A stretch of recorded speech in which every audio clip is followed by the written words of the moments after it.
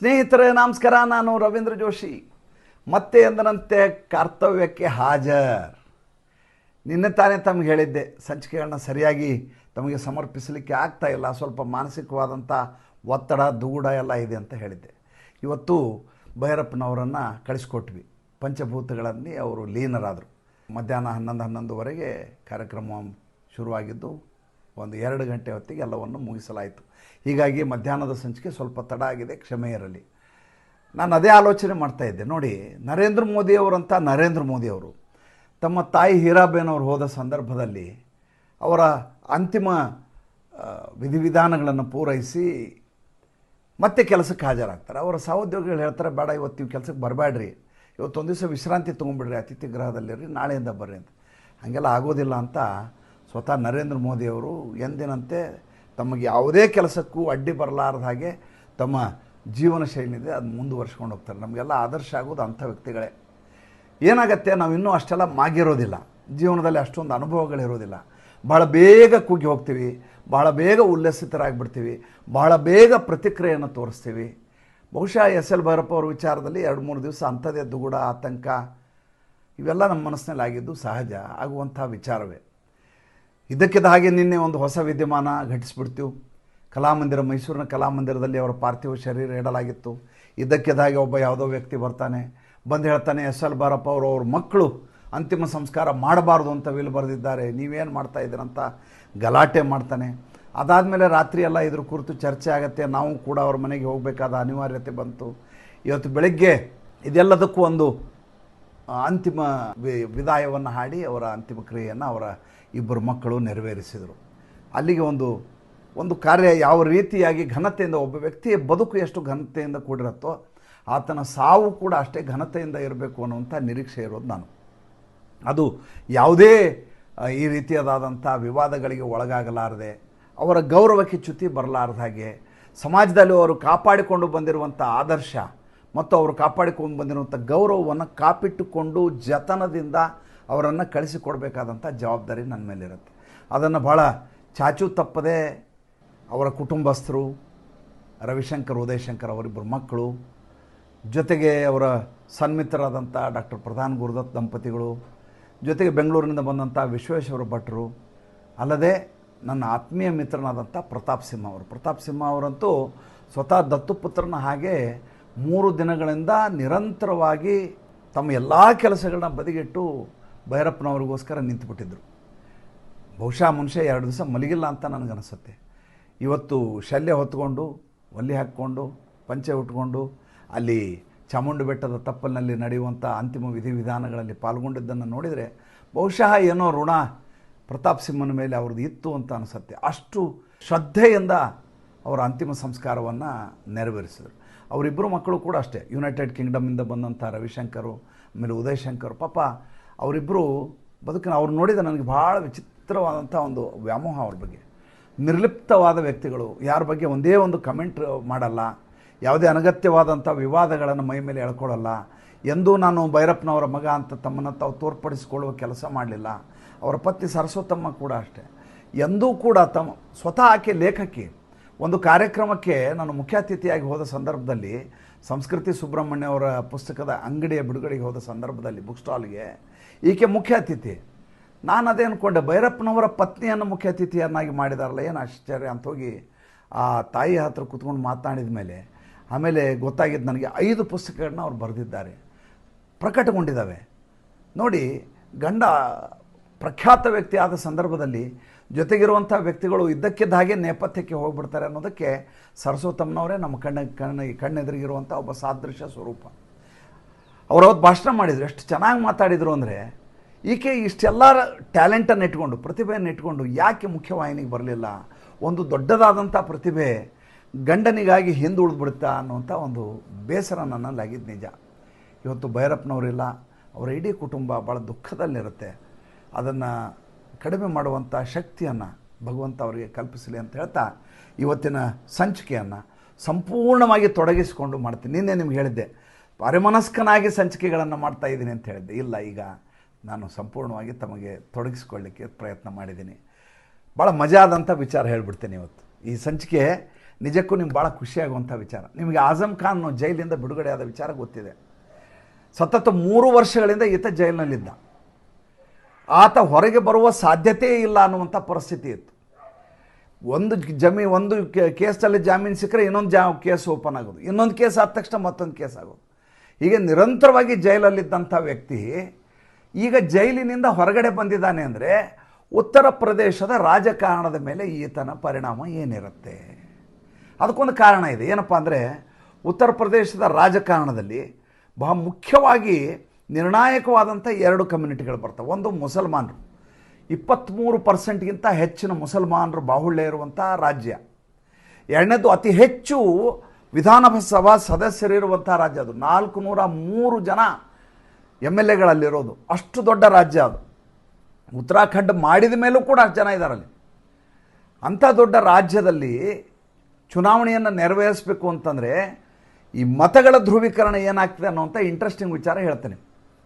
ನಿಮ್ಗೆ ಗೊತ್ತಿರಲಿ, ಪಾಕಿಸ್ತಾನದ ಜನಸಂಖ್ಯಾ ಬಾಹುಳ್ಯ ಏನಿದೆ ಅದಕ್ಕಿಂತ ಸ್ವಲ್ಪ ಜಾಸ್ತಿ ಜನ ಉತ್ತರ ಪ್ರದೇಶದಲ್ಲಿದ್ದಾರೆ.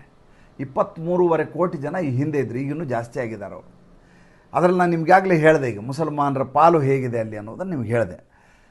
ಒಂದು ಹಂತದಲ್ಲಿ 2012ರ ಚುನಾವಣೆಯಲ್ಲಿ, ಅಲ್ಲಿಯ ವಿಧಾನಸಭಾ ಚುನಾವಣೆಯಲ್ಲಿ ನೀವು ನಂಬಲಿಕ್ಕೆ ಸಾಧ್ಯ ಇಲ್ಲ, ಮುಲಾಯಂ ಸಿಂಗ್ ಯಾದವ್ ನಡೆಸಿದಂಥ ಚುನಾವಣೆ ಅದಾವಾಗ ಸಮಾಜವಾದಿ ಪಾರ್ಟಿಯಿಂದ. ಆವಾಗ 224 ಸೀಟುಗಳು ಸಮಾಜವಾದಿ ಪಾರ್ಟಿಗೆ ಬಂದವು. ಆ 224 ಜನ MLAಗಳು ಆಯ್ಕೆಯಾದಂಥ ಸಮಾಜವಾದಿ ಪಾರ್ಟಿನಲ್ಲಿ 63 ಜನ ಮುಸಲ್ಮಾನರಿದ್ದರು.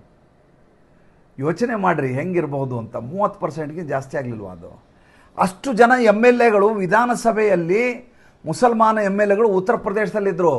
ಅಲ್ಲಿಗೆ ಮುಸಲ್ಮಾನರ ದಬ್ದಬಾ ಹೆಂಗಿತ್ತು ಅನ್ನೋದನ್ನು ಆಲೋಚನೆ ಮಾಡಿ, ಇವರ ಅಟಾಟೋಪ ಹೆಂಗಿರ್ಬೋದು ಆಲೋಚನೆ ಮಾಡಿ, ಇದು ಎಲ್ಲದಕ್ಕೂ ದೊಡ್ಡದಾದಂಥ ಶಕ್ತಿಯಾಗಿ ಹೊರಹೊಮ್ಮಿದ ವ್ಯಕ್ತಿ ಯಾರು ಅಂತ ಕೇಳಿದ್ರೆ ಈ ಆಜಮ್ ಖಾನ್ ನಮ್ಗೆ ಕಾಣಿಸ್ತಾನೆ.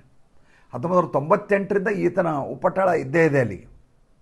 ಈತ ಕೇವಲ ತನ್ನ ಕಾನ್ಸ್ಟಿಟ್ಯೂನ್ಸಿ ರಾಂಪುರ್ ಒಂದೇ ಅಲ್ಲ, ಇಡೀ ಉತ್ತರ ಪ್ರದೇಶದ ಎಲ್ಲ ಕ್ಷೇತ್ರಗಳ ಮೇಲೆ ಈತನ ಹಿಡಿತಾ ಇತ್ತು. ಆಮೇಲೆ ಉತ್ತರ ಪ್ರದೇಶದ ಈ ಮುಸಲ್ಮಾನರ ರಾಜಕಾರಣ ಇದೆಯಲ್ಲ, ಭಾಳ ವಿಚಿತ್ರವಾದಂಥ ರಾಜಕಾರಣ. ಅಲ್ಲಿ ಯಾರು ರೌಡಿಸಮ್ ಮಾಡ್ತಾರೋ ಅವರು ರಾಜಕಾರಣಕ್ಕೆ ಬರುವಂಥ ಒಂದು ಪ್ರತೀತಿ ಅಲ್ಲಿ ನಡ್ಕೊಂಡ್ಬಂದಿರೋದು ಸಂಪ್ರದಾಯ. ಆಮೇಲೆ ಇವ್ರು ಏನು ವ್ಯವಹಾರ ಮಾಡ್ತಾರೆ ಅಂತಂದರೆ, ಈ ಸ್ಪೇರ್ ಪಾರ್ಟ್ ಬಿಸ್ನೆಸ್ ಇದೆಯಲ್ಲ ಅದನ್ನು ಮಾಡ್ತಾರೆ. ಸ್ಪೇರ್ ಪಾರ್ಟ್ ಮಾರಾಟ ಮಾಡೋದು, ಕಾರಿನ spare part, scooter spare part, ಈ ರೀತಿಯಾದಂಥ ದಂಧೆ ಮೇರಠ್ನಲ್ಲಿ, ಕಾನ್ಪುರಲ್ಲಿ, ಲಕ್ನೋನಲ್ಲಿ ಇವರೆಲ್ಲ ದೊಡ್ಡ ದೊಡ್ಡ ಅಡ್ಡೆಗಳಿದ್ದಾವೆ. ಅಂದರೆ ಕಬಾಡಿ ವಾಲಾ ಅಂತ ಕರೀತಾರೆ. ಕಬಾಡಿ ಅಂತಂದರೆ ಹಳೆ ಸಾಮಾನು ಮಾರೋದು ಅಂತ. ಹಳೆ ಸಾಮಾನು ಹೆಂಗಾಗತ್ತೆ ಅದು? ಒಂದು ಕದಿಯ ಮೂಲಕ ಹಳೆ ಸಾಮಾನನ್ನು ಮಾರಾಟ ಮಾಡೋದು. ಎರಡನೇದು ಹೊಸ ಕಾರನ್ನು ಖರೀದಿ ಮಾಡಿ ಕೆಲವೇ ಗಂಟೆಗಳಲ್ಲಿ ಅದನ್ನು ಸಂಪೂರ್ಣ ಡಿಸ್ಮ್ಯಾಂಟಲ್ ಮಾಡಿ ಟೈರ್ ಒಬ್ಬನಿಗೆ ಮಾರೋದು, ಶಾಕ್ ಅಬ್ಸರ್ವರ್ ಒಬ್ಬನಿಗೆ ಮಾರೋದು, ಹೆಡ್ಲೈಟ್ ಒಬ್ಬನಿಗೆ ಮಾರೋದು, ಇಡೀ ಕಾರಿನ ಅದರ ನಾಮಾವಶೇಷ ಉಳಿಯಲಾರ್ದಾಗ ಮಾಡಿ ಬೇರೆ ಬೇರೆ ಭಾಗಗಳಲ್ಲಿ ಕಳಿಸ್ಬಿಡೋದು. ಹೀಗೆ ಮಾಡುವಂಥ ರೌಡಿಸಮ್ ಯಾರು ಮಾಡ್ತಾರೋ ಅವರೆಲ್ಲ ರಾಜಕಾರಣಕ್ಕೆ ಬಂದರು. ರಾಜಕಾರಣಕ್ಕೆ ಬಂದದ್ದು ಅಷ್ಟೇ ಅಲ್ಲ, ತಮ್ಮ ಕ್ಷೇತ್ರಗಳ ಮೇಲೆ ಹೇಗೆ ಹಿಡಿತ ಸಾಧಿಸಿದರು ಅಂದರೆ ನೀವು ನಿರೀಕ್ಷೆ ಮಾಡಲಿಕ್ಕೆ ಸಾಧ್ಯ ಇಲ್ಲ. ಇವರಿಗೆ ಹಣಬಲ ಇತ್ತು, ತೋಳುಬಲ ಇತ್ತು, ಸಂಪೂರ್ಣವಾಗಿ ಹತೋಟಿಗೆ ರಾಜಕಾರಣವನ್ನು ತೆಗೆದುಕೊಂಡಿದ್ದರು. ಅಖಿಲೇಶ್ ಯಾದವ್ ಇವರ ಅಪ್ಪ ಮುಲಾಯಂ ಸಿಂಗ್ ಯಾದವ್ ಮಾಡಿದಂಥ ಅತಿ ದೊಡ್ಡ ದುರಂತ ಏನಂದರೆ, ಈ ರೀತಿಯಾದಂಥ ರೌಡಿಗಳಿಗೆ ನಿರಂತರವಾಗಿ ಅವರನಿಗೆ ಪೋಷಿಸ್ತಾ ಬಂದು ಚುನಾವಣೆಯಲ್ಲಿ ಮುಸಲ್ಮಾನರು ಇಲ್ಲದೆ ಹೋದರೆ ನಡೆಯೋದಿಲ್ಲ ಅನ್ನುವಂಥ ಸ್ಥಿತಿಗೆ ತಂದು ನಿಲ್ಲಿಸ್ಬಿಟ್ರು. ಭಾರತ ದೇಶದಲ್ಲಿ ಒಂದು ವಿಷಯವನ್ನು ನೀವು ಗಮನಿಸಬೇಕು.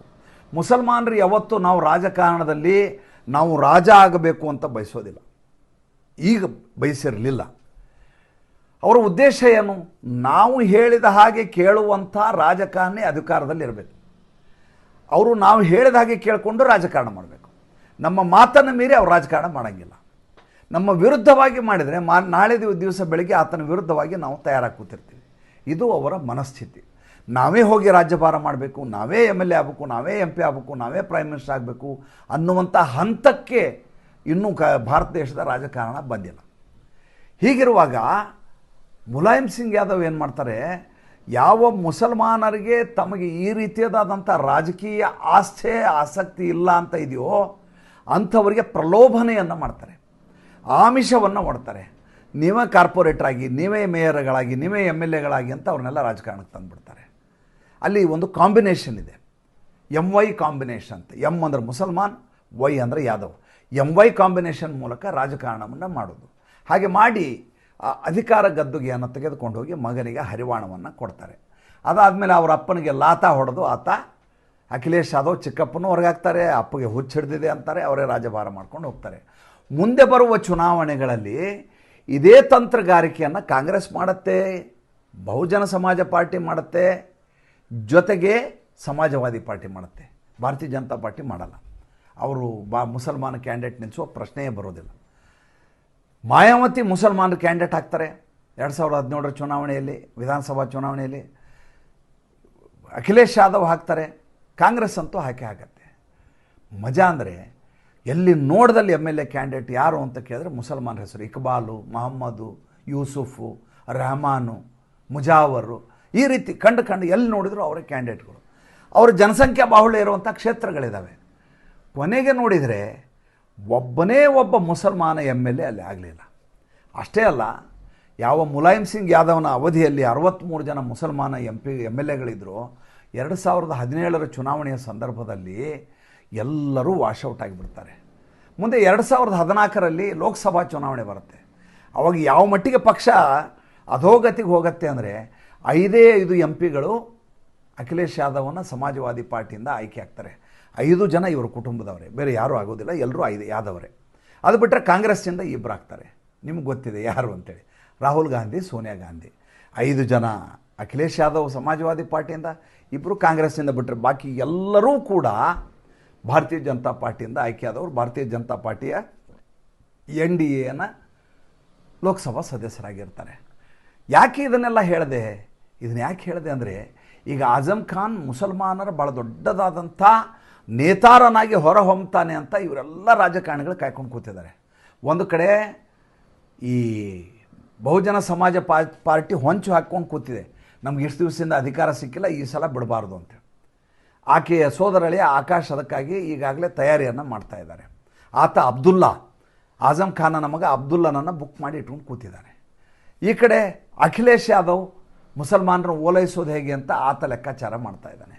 ಕಾಂಗ್ರೆಸ್ಸು ಸಂಪೂರ್ಣವಾಗಿ ಮುಸಲ್ಮಾನರಿಂದಲೇ ನಮ್ಮ ಚುನಾವಣೆ ಅನ್ನುವಂಥ ಮನಸ್ಥಿತಿಯಲ್ಲಿ ಅವರಿದ್ದಾರೆ. ಯಾಕಂದರೆ ಯಾದವರು ಕಾಂಗ್ರೆಸ್ ಜೊತೆ ಬರೋದಿಲ್ಲ, ಹಿಂದುಳಿದ ವರ್ಗದವರು ಕಾಂಗ್ರೆಸ್ ಜೊತೆ ಬರೋದು ಅಥವಾ ಅನುಮಾನ, ದಲಿತರ ಓಟ್ಗಳು ಸ್ವಲ್ಪ ಮಟ್ಟಿಗೆ ಬರಬಹುದು, ಬೇರೆ ಯಾವುದೇ ವೋಟ್ ಬ್ಯಾಂಕ್ ಅವರಿಗಿಲ್ಲ. ಅವರಿಗಿರೋ ವೋಟ್ ಬ್ಯಾಂಕು ಒಂದೇ ಒಂದು, ಅದು ಮುಸಲ್ಮಾನರ ವೋಟ್ ಬ್ಯಾಂಕು. ಹಾಗಾದರೆ ಏನಾಗಬೇಕು ಅಂತಂದರೆ ಮತ್ತೆ ಅಗೇನ್ ಮುಸಲ್ಮಾನರ ಧ್ರುವೀಕರಣವನ್ನು ಇವರು ಮಾಡಬೇಕು. ಹೇಗೆ ಮಾಡಬೇಕು? ಯಾವುದಾದ್ರೂ ಮುಸಲ್ಮಾನ ನೇತಾರನ್ನ ಇಟ್ಟುಕೊಂಡು ಆ ರೀತಿಯಾದಂಥ ನೆಟ್ವರ್ಕನ್ನು ಸೃಷ್ಟಿ ಮಾಡಬೇಕು. ಇವತ್ತು ಉತ್ತರ ಪ್ರದೇಶದಲ್ಲಿರುವ ಸ್ಥಿತಿ ಏನು ಅಂತ ಹೇಳ್ತೀನಿ. ಉತ್ತರ ಪ್ರದೇಶದಲ್ಲಿ ಯೋಗಿ ಆದಿತ್ಯನಾಥ್ ಅವರ ಸರ್ಕಾರ ಇದೆ. ಆಜಮ್ ಖಾನ್ ಹೊರಗಡೆ ಬಂದಿದ್ದಾರೆ. ಆಜಮ್ ಖಾನ್ ಮೇಲೆ ಇನ್ನೂ ಸುಮಾರು 60-70 ಮೊಕದ್ದಮೆಗಳಿದ್ದಾವೆ, ಒಂದಲ್ಲ ಎರಡಲ್ಲ. ಅವೆಲ್ಲ ಬಹಳ ಗುರುತರವಾದ ಘನಘೋರವಾದಂಥ ಅಪರಾಧದಿಂದ ಉಂಟಾದಂಥ ಪ್ರಕರಣಗಳು. ಎರಡನೇದಾಗಿ ಈತನ ಚಂಡಾಳ ಚೌಕಳಿ ಏನಿದೆಯಲ್ಲ, ಯಾರ್ಯಾರು ಈತನ ಜೊತೆ ಕೆಲಸ ಮಾಡ್ತಾಯಿದ್ರು, ಆ ರೌಡಿ ಪಡೆ ಏನಿದೆ, ಅವ್ರನ್ನೆಲ್ಲ ಹೆಡಮುರಿಗೆ ಕಟ್ಟಿ ಈಗಾಗಲೇ ಯೋಗಿ ಆದಿತ್ಯನಾಥ್ ಜೈಲಿಗೆ ಹಾಕಾಗಿದೆ. ಈತೊಂದು ಜೌಹರ್ ಯೂನಿವರ್ಸಿಟಿ ಅಂತ ಒಂದು ಯೂನಿವರ್ಸಿಟಿ ಇತ್ತು ಆಜಮ್ ಖಾನ್ದು. ಅದನ್ನು ಯೋಗಿ ಆದಿತ್ಯನಾಥ್ ಬಂದ ತಕ್ಷಣ ಮಾಡಿದ ಕೆಲಸ ಮೊದಲು ಅದನ್ನು ಡೆಮಾಲಿಷ್ ಮಾಡಿದರು. ಏಕೆಂದರೆ ಬಡ ಜನರ ಜಾಗವನ್ನು ಅತಿಕ್ರಮಿಸಿಕೊಂಡು ಈತ 100 ಎಕರೆ ಪ್ರದೇಶದಲ್ಲಿ ಯೂನಿವರ್ಸಿಟಿಯನ್ನು ಕಟ್ಟಿದ್ದ, ಜೌಹರ್ ಯೂನಿವರ್ಸಿಟಿನ. ಆ ಎಲ್ಲ ಜಾಗಗಳನ್ನು ಅವರವರಿಗೆ ವಾಪಸ್ ಕೊಡೋದು, ಉಳಿದ ಸರ್ಕಾರಿ ಜಾಗ ಏನಿದೆ ಅಲ್ಲಿ ಬಡವರಿಗಾಗಿ ಮನೆ ಕಟ್ಸ್ಕೊಡೋ ಕೆಲಸವನ್ನು ಯೋಗಿ ಆದಿತ್ಯನಾಥ್ ಮಾಡಿದರು. ಇನ್ನು ಈ ಕ್ಯಾಂಡಿಡೇಟ್ಗಳಾಗುವಂಥ ಮುಸಲ್ಮಾನರಿದ್ದಾರಲ್ಲ, ಅವರ ಸ್ಥಿತಿಗತಿ ಹೇಗಿದೆ ಅಂತ ಹೇಳ್ತೇನೆ. ನಾನು ಹೇಳಿದ್ನಲ್ಲಿ ಕಬಾಡಿ ಖಾನ ಅಂತ ಹೇಳ್ತಾರೆ. ಕಬಾಡಿ ಖಾನ ಅಂತಂದರೆ ಸ್ಕ್ರ್ಯಾಪ್ ಯಾರ್ಡ್ ಅಂತ ನಾವೇನು ಹೇಳಿದ್, ಗುಜರಿ ಅಂತ ಹೇಳ್ತಾರೆ ನಮ್ಮ ಕಡೆ. ಈ ಗುಜರಿಗಳೇನಿದ್ದಾವೆ, ಗುಜರಿಗಳನ್ನು ಆಳವರೆಲ್ಲ ಈಗ ರಾಜಕಾರಣಿಗಳಾಗಿದ್ದರು. ಈಗ ಗುಜರಿಯ ಕಾನ್ಸೆಪ್ಟನ್ನು ಸಂಪೂರ್ಣವಾಗಿ ಉತ್ತರ ಪ್ರದೇಶದಲ್ಲಿ ಧೂಳೀಕರಿಸಲಾಗಿದೆ. ಅಂದರೆ ಯಾರ್ಯಾರು ಈಗ ಈ ರೀತಿ ಕದ್ದು ಮಾಲನ್ನು ಡಿಸ್ಮ್ಯಾಂಟ್ಲ್ ಮಾಡಿ ಮಾರಾಟ ಮಾಡಿ ಸ್ಕ್ರ್ಯಾಪ್ ಮಾಡ್ತಾಯಿದ್ರೋ ಅವರೆಲ್ಲ ಈಗ ಜೈಲಿನಲ್ಲಿದ್ದಾರೆ. ಇಲ್ಲ ಅಂದರೆ ಜಾಮೀನಿನ ಮೇಲೆ ಹೊರಗಡೆ ಇದ್ದಾರೆ, ಆದರೆ ಯಾರೂ ಹೊರಗಡೆ ಕಾಣಿಸ್ಕೋತಾ ಇಲ್ಲ. ಎಲ್ಲಿ ಕಂಡ್ರೆ ಯೋಗಿ ಆದಿತ್ಯನಾಥ್ ಸರ್ಕಾರದವರು ಬೆಂಡೆತ್ತಿ ಮತ್ತೆ ಜೈಲಿಗೆ ಹಾಕ್ತಾರೆ ಅಂತ ಅವ್ರು ಯಾರು ಹೊರಗಡೆ ಬರಲಿಕ್ಕೆ ಸಿದ್ಧರಾಗಿಲ್ಲ. ಅವರಿಗೆ ರಾಜಕೀಯ ಆಕಾಂಕ್ಷೆಗಳು ಇಲ್ಲ, ಆ ರೀತಿಯಾದ ಆಲೋಚನೆಗಳು ಇಲ್ಲ. ಹಾಗಾದರೆ ಈತನಿಗಿರುವಂಥ ಚಾಲೆಂಜ್ಗಳೇನು ಆಜಮ್ ಖಾನ್ಗೆ? ಆಜಮ್ ಖಾನ್ ಮೊದಲೇದಾಗಿ ಜೈಲಿನಿಂದ ಬಂದ ತಕ್ಷಣ ಅವನ ರೆಡಿ ನೆಟ್ವರ್ಕ್ ಅನ್ನೋದು ಇವತ್ತು ಯಾವುದೂ ಇಲ್ಲ. ಆತ ಸಂಪೂರ್ಣವಾಗಿ ಕುಸಿದು ಹೋಗಿದ್ದಾನೆ. ಆತನಿಗೆ ಯಾವುದೇ ರೀತಿಯಾದಂಥ ರಾಜಕೀಯ ಪ್ರಾಬಲ್ಯ ಅನ್ನೋದು ಉಳಿದೇ ಇಲ್ಲ ಈಗ. ಆಮೇಲೆ ಆತನಿಗೆ ಒಂದು ಪ್ರಭಾವಳಿ ಇತ್ತಲ್ಲ, ಆ ಪ್ರಭಾವಳಿ ಈ ಕಾಲಘಟ್ಟದಲ್ಲಿ ಸಂಪೂರ್ಣವಾಗಿ ಕುಸಿದು ಹೋಗಿದೆ. ಹೀಗಿರುವ ಸಂದರ್ಭದಲ್ಲಿ ಆತ ಹೊಸದಾಗಿ ತನ್ನ ನೆಟ್ವರ್ಕನ್ನು ಬಿಲ್ಡ್ ಮಾಡಬೇಕು. ಬಿಲ್ಡ್ ಮಾಡ್ಬೇಕಂದ್ರೆ ಏನು ಮಾಡಬೇಕು? ನಿರಂತರವಾಗಿ ಈ ರೀತಿ ವರ್ಲ್ಡ್ ಕೆಲಸ ಮಾಡುವಂಥ ಜನ ಯಾರಿದ್ದಾರೆ ಅವ್ರನ್ನ ಒಗ್ಗೂಡಿಸುವ ಕೆಲಸ ಮಾಡಬೇಕು. ಒಗ್ಗೂಡಿಸುವ ಕೆಲಸ ಮಾಡಿ ಜೊತೆಗೆ ದುಡ್ಡನ್ನು ಕೂಡ ಶೇಖರಣೆ ಮಾಡಬೇಕು. ಈ ಎಲ್ಲ ಮುಸಲ್ಮಾನ ಬಾಹುಳ್ಯ ಇರುವಂಥ ಕ್ಷೇತ್ರಗಳಿಗೆ ದುಡ್ಡನ್ನು ಫೀಡ್ ಮಾಡಬೇಕಾಗತ್ತೆ, ಅಲ್ಲಿ ನಾಯಕರನ್ನು ತಯಾರು ಮಾಡಬೇಕಾಗತ್ತೆ, ಸಂಘಟನೆ ಮಾಡಬೇಕಾಗತ್ತೆ. ಅದ್ಯಾವುದನ್ನು ಮಾಡುವ ಸ್ಥಿತಿಯಲ್ಲಿ ಆತ ಇಲ್ಲ. ಮತ್ತು ಈತನನ್ನು ಬುಕ್ ಮಾಡ್ಕೊಳ್ಳಿಕ್ಕೆ ಬಕಪಕ್ಷಿಯಾಗಿ ಕಾಯ್ತಾ ಇರುವಂಥ ಮಾಯಾವತಿಯವರು ಒಂದು ಕಡೆ, ಕಾಂಗ್ರೆಸ್ಸು ರಾಹುಲ್ ಗಾಂಧಿ ಕಾಯ್ಕೊಂಡು ಕೂತಿದ್ದಾರೆ. ಏನಂದರೆ ಅವರಿಗೊಬ್ಬ ಮುಸಲ್ಮಾನ ನಾಯಕ ಬೇಕಾಗಿದ್ದಾನೆ. ಉತ್ತರ ಪ್ರದೇಶದಲ್ಲಿ ಅವರಿಗೆ 0.15% ಮತ ಇರೋದು ಅವರಿಗೆ ವಿಧಾನಸಭಾ ಚುನಾವಣೆಯಲ್ಲಿ. ಅವ್ರದ್ದು ಯಾವುದೇ ಅಸ್ತಿತ್ವ ಇಲ್ಲ. ಯಾವ ಈ ಪ್ರಿಯಾಂಕಾ ವಾಡ್ರಾ ಅವರು ಚುನಾವಣೆಯಲ್ಲಿ ಲಡಸಕ್ತಿ ಹೊಂದಿದ್ರೋ ಅವರು ಶೂನ್ಯ ಸಂಪಾದನೆ ಮಾಡ್ಕೊಂಡು ಹೊರಟೋಗಿದ್ರು. ಮತ್ತೆ ಹೊಸದಾಗಿ ಅದನ್ನು ಬಿಲ್ಡ್ ಮಾಡಬೇಕಾದಂಥ ಅಗತ್ಯತೆ ಇದೆ ಕಾಂಗ್ರೆಸ್ಗೆ. ಹಾಗೆ ಮಾಡಬೇಕು ಅಂದರೆ ಮುಸಲ್ಮಾನ ನಾಯಕರು ಬೇಕು. ಮುಸಲ್ಮಾನ ನಾಯಕರು ಯಾರು? ಆಜಮ್ ಖಾನನ್ನು ಹೇಗಾದರೂ ಮಾಡಿ ಬುಟ್ಟಿಗೆ ಹಾಕ್ಕೊಳ್ಬೇಕು. ಆ ಬುಟ್ಟಿಗೆ ಹಾಕ್ಕೊಳ್ಳಿಕ್ಕೆ ಆಜಮ್ ಖಾನ್ ಸಿದ್ಧನಿದ್ದಾನ? ಅದು ಈಗಿರುವಂಥ ಪ್ರಶ್ನೆ ಒಂದು. ಎರಡನೇದ್ದು, ಈಗ ರಾಜಕೀಯ ಪಡಸಾಲೆಯಲ್ಲಿ ಮಾತಾಡ್ತಾ ಇರೋದೇನೆಂದರೆ ಈ AIMIM ಇದೆಯಲ್ಲ, ಅಸಾದುದ್ದೀನ್ ಓವೈಸಿದು, ಆ ಪಕ್ಷವನ್ನು ಭಾರತೀಯ ಜನತಾ ಪಾರ್ಟಿಯ B ಟೀಮ್ ಥರ ತಯಾರಿ ಮಾಡಿ ಅಲ್ಲಿ ಆಜಮ್ ಖಾನನ್ನು ಕಳಿಸೋದು. ಆತ ಮುಸಲ್ಮಾನರ ಮತಗಳನ್ನು ಕ್ರೋಢೀಕರಣ ಮಾಡ್ತಾರೆ. ಮುಸಲ್ಮಾನರ ಮತಗಳು ಮೂರು ಕಡೆ ಹಂಚಿ ಹೋಗುವ ಹಾಗೆ ಆಗತ್ತೆ. ಕಾಂಗ್ರೆಸ್ಗೊಂದಿಷ್ಟು, ಆಮೇಲೆ ಬಹುಜನ ಸಮಾಜ ಪಾರ್ಟಿಗೆ ಒಂದಿಷ್ಟು, ಸಮಾಜವಾದಿ ಪಾರ್ಟಿಗೆ. ಯಾವ ಮುಸಲ್ಮಾನರು ಒಂದಾಗಿಬಿಟ್ರೆ ಯೋಗಿ ಆದಿತ್ಯನಾಥನ್ನು ಪಲ್ಟಿ ಹೊಡೆಸಬಲ್ಲಂಥ ಶಕ್ತಿ ಉಳ್ಳವರು ಇವರೆಲ್ಲ. ಆದರೆ ಆಗಲಾರ್ದ ಹಾಗೆ ನೋಡ್ಕೊಳ್ಳಿಕ್ಕೆ ಈಗಿನಿಂದಲೇ ತಂತ್ರಗಾರಿಕೆ ಶುರು ಮಾಡಲಾಗ್ತಾ ಇದೆ. ಸರಿ ತಪ್ಪು ದಯವಿಟ್ಟು ಕೇಳಿಬಿಡಿ. ರಾಜಕಾರಣದಲ್ಲಿ ಸಿದ್ಧಾಂತವನ್ನು ಮಾತನಾಡೋದು ಬೇರೆ, ಚುನಾವಣೆಯನ್ನು ಮಾಡೋದು ಬೇರೆ. ಚುನಾವಣೆಯಲ್ಲಿ ಗೆದ್ದ ಮೇಲೆ ನೀವು ಹಿಂದುತ್ವದ ಪ್ರಕಾರ ಅಸ್ಮಿತೆಯಾಗಿ ಹೊರಹೊಮ್ಬೋದು. ನಿಮ್ಗೆ ಅಧಿಕಾರ ಗದ್ದುಗೆ ಇಲ್ಲ ಅಂದರೆ ನೀವು ಉಪನ್ಯಾಸ ಮಾಡ್ಬೋದು, ದೇವಸ್ಥಾನ ಮಠಕ್ಕೆ ಹೋಗಿಬಿಟ್ರೆ ಹಿಂದುತ್ವವನ್ನು ಉಳಿಸಲಿಕ್ಕೆ ಸಾಧ್ಯ ಇಲ್ಲ.